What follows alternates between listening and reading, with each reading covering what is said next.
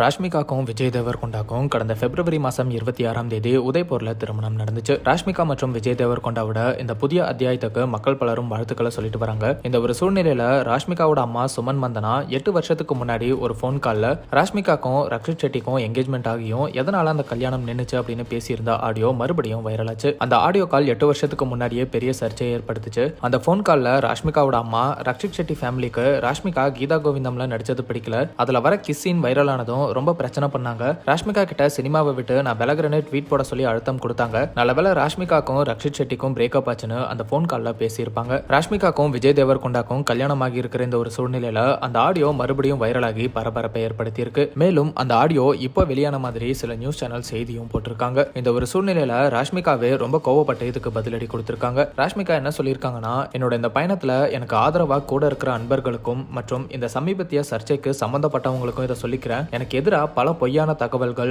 தொல்லைகள், சில மீடியாக்கள் மற்றும் சில நபர்கள் என்னை டார்கெட் பண்ணி அட்டாக் பண்றது இதெல்லாம் 8 வருஷத்துக்கு முன்னாடியே தொடங்கிருச்சு. நான் சொல்ற விஷயங்களை திரிச்சு, நான் சொல்லாத விஷயங்களை பொய்யா பரப்பி வியூஸ்க்காகவும் ரீச்காகவும் என் மேல வெறுப்பை ஏற்படுத்தினாங்க. இதெல்லாம் நடக்கும்போது நான் காயப்பட்டாலும் நான் பொறுமையா அமைதியா இருந்தேன். நம்ம இப்படி செலிபிரிட்டியா இருந்தா இந்த மாதிரியான தேவையில்லாத விமர்சனங்கள் வைப்பாங்க அப்படிங்கறத நான் அக்செப்ட் பண்ணிக்கிறேன். ஆனா நமக்கு உண்மையா இருந்து சந்தோஷமா அன்பை பரப்பிட்டு வந்தா இதெல்லாம் நம்மள பாதிக்காது அப்படின்னு நினைச்சேன். ஆனா இப்ப நடந்துட்டு இருக்கிற விஷயம் எல்லாம் மீறி போயிட்டு இருக்கு. அதை என்னால கண்டுக்காம இருக்க முடியாது. 8 வருஷத்துக்கு முன்னாடி எங்க அம்மாவோட பழைய பிரைவேட் கான்வர்சேஷன் ரெக்கார்ட் பண்ணப்பட்டு எங்களோட அனுமதி இல்லாம அது பரப்பப்பட்டுச்சு. அந்த கான்வர்சேஷன்ல ஒரு சின்ன பகுதி மட்டும் இப்ப மறுபடியும் வைரலாகி என்னோட திருமண வாழ்க்கையோட தொடர்பு படுத்தி தேவையில்லாத பிரச்சனையை சிலர் ஏற்படுத்திட்டு வராங்க. இன்னும் எனக்கு எவ்வளவு தொல்லை தருவீங்க?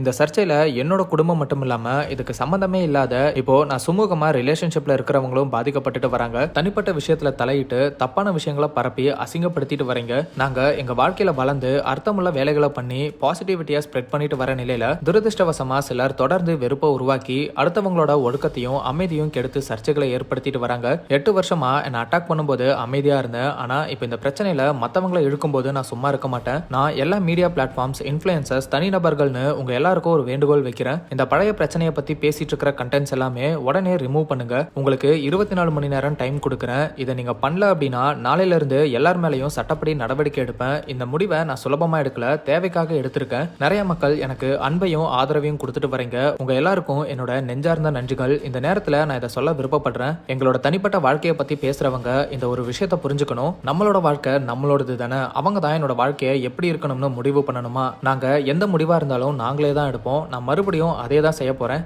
நன்றி அப்படின்னு ராஷ்மிகா ரொம்ப ஆதங்கப்பட்டு சொல்லியிருக்காங்க. ராஷ்மிகாவோட இந்த பதிலடிக்கு இப்ப பலருமே ஆதரவுகளை தெரிவிச்சிட்டு வராங்க அப்படிங்கிறதும் குறிப்பிடத்தக்கது.